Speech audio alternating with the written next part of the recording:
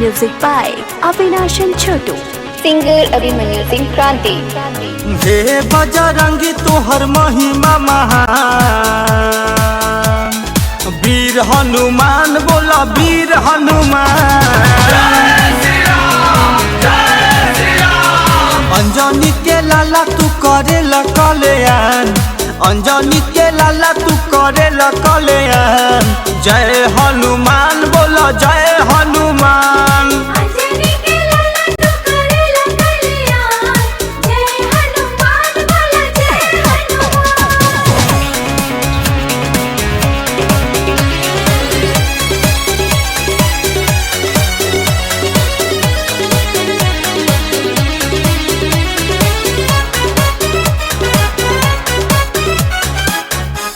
लंका में रावण के तू डंका बजैला, सीता माई के तू ही पता लगैला।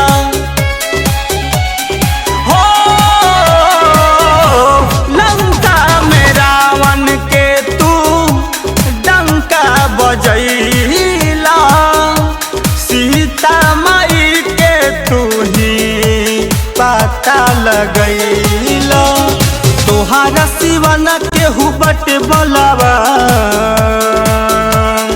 जय हनुमान वीर हनुमान।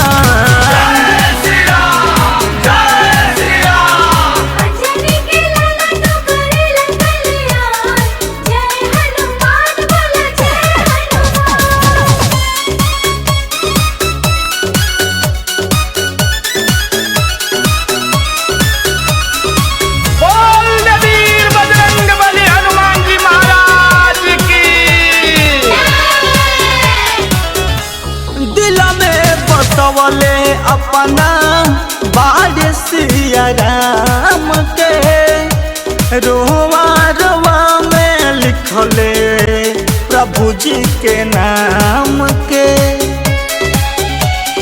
हो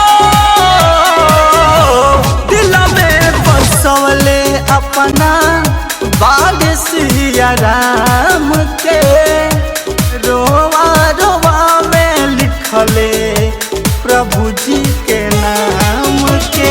लड्डू में भोजनवा चढ़ेला सुबह शाम। जय हनुमान बोला वीर हनुमान।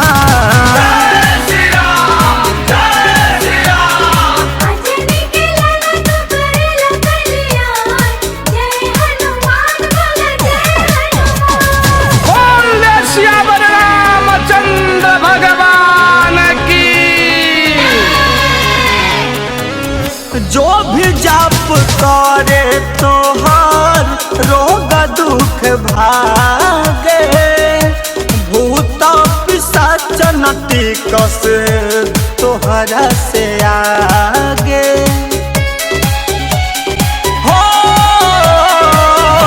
जो भी जाप करे तोहर रोग दुख भागे, भूत पिशाच नटिक से तोहरा के आगे। संतोष कुमार छोटू करे गुणगान, वीर हनुमान बोला जय हनुमान।